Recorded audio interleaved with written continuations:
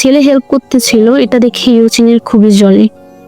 সে ন্যানোকে স্কুলের একটি রুমে এসে ন্যানোকে বলে, তোমার সাথে অন্য ছেলেকে দেখলে আমার খুবই জাজ ফিল হয়। এটা বলে সে ন্যানোকে পর্দার পিছনে নিয়ে কিস করে দেয়। ন্যানো তার দিকে মিষ্টি একটি হাসি দিয়ে তাকিয়ে থাকে। ন্যানো ইউচিনকে বলে, আজকে আমার বাবা মা বাসায় নেই, চলো তুমি আমার বাসায়।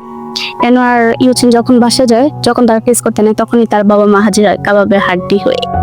ন্যানোর বাবা ইউচিনকে বলে, তোমার সাথে আমার কিছু কথা আছে।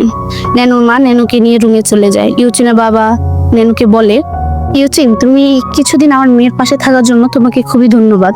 তুমি যে আমার মেয়ের সাথে রিলেশনে আছো, তুমি মরে যাওয়ার পর আমার মেয়ের কি অবস্থা হবে তুমি কি সেটা বুঝতে পারছো? তুমি মরে যাওয়ার পর ইউচিন খুবই একা হয়ে যাবে। ইউচিনের বাবার এই কথা শুনে ইউচিন বুঝতে পারে যে আসলে কথাটা ঠিক। ন্যানো আর ইউচিনের সাথে দেখা না করে সেখান থেকে চলে আসে। ন্যানো বুঝতে পারে তার বাবা ইউচিনকে কিছু বলেছে।